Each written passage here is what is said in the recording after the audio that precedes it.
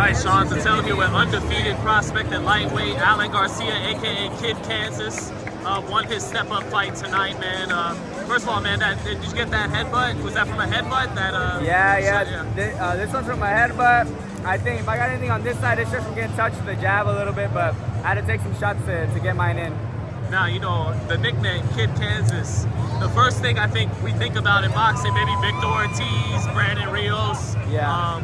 Did you come from like a similar gym that they came from? Yeah, we're actually from the similar area. It's so over there it's a lot of small cities, towns together. And I'm from Ulysses, Kansas, born and raised, population 6,000-7,000. You know what I mean? It's not a lot of people from there. And so they were raised around 45 minutes from where I'm from. So yeah, we all in the same area, grew up. What is it about that area that, you know, produces Chicanos that go out west to become champions?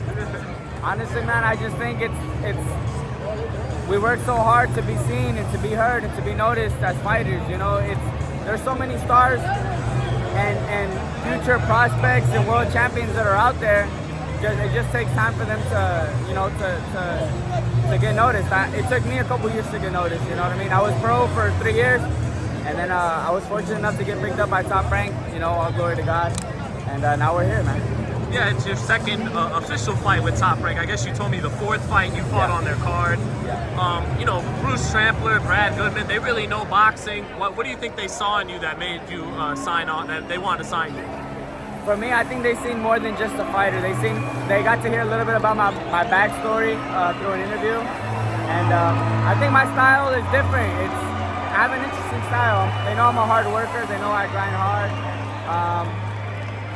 But they got to see more than just a fighter, you know, and I'm grateful that they did. I'm grateful they got to see me for who I am and not just what everybody else gets to see, you know. How would you describe your style to fans that haven't seen you fight yet? I think I'm crafty. I got a lot of movement. I'm a switch hitter, but overall I consider myself a boxer puncher. Yeah, because you got 10 knockouts in 12 fights, so you know, people might hear a lot of movement. They might not think power. Yeah. But you got some power too. Yeah. I got a lot of power behind these punches, man. Today I try to take my time and get the rounds in, you know, because I'm getting to that point where I can't keep knocking everybody out, so I gotta, you know, box sometimes. Yeah. What made you want to fight coming up in Kansas? What grabbed you about boxing? I've been fighting in the park when I was like 5 to 7 years old, and my dad just decided, you know what, I'm gonna take you and your big brother to the boxing gym. And we were training out of a one car, like a shed, man. It was a shed. You hit the bag so hard that dust would be flying off, man. Like we were training out of a little shed, and the trainer, he ended up becoming my godfather. And you know, I worked with him throughout the years, but when it was time to make that professional switch, I did, and I met Gloria Coach G. Shout out to Coach G. And she's guided my professional career to where I am now. You spar or fight in the amateurs or spar against any big names that the fans would know? In the amateurs, no, man. I would spar maybe like 2-3 times a month. There was no sparring out there. But as a professional, man, yeah, I've worked with Ryan Garcia, Rolando Romero, Brian Castaño, Jose Zapata. There's a lot of names out there that I've got to work with, man, that I was fortunate enough to share the ring with. And so I always try to pick up and learn every time I'm in the ring with someone like that. So you sparred Ryan Garcia. What'd you learn from that sparring session? What'd you think of Ryan? And when was that? When did you spar? When I sparred Ryan Garcia? Yeah. When did that happen? We've been sparring since my second week living in LA, man. We started sparring in 2020, and the last time I sparred him had to be a little over a year ago. But he's got a crazy left hook. He's smarter than people think, but he's got a crazy left hook, man. That he knows what he's doing. And he told me, whenever we were in the kitchen one time, he was telling me a little bit about his tricks. So every time he's fighting, I watch out for them now. Is that, just in terms of talent, you know, like God-gifted talent, was he the most talented guy you've probably been in the ring with? Oh, man, that's a good question. He's got a God-given left hook, that's for sure. Yeah, I'll tell you that right now. He's got a God-given left hook for sure.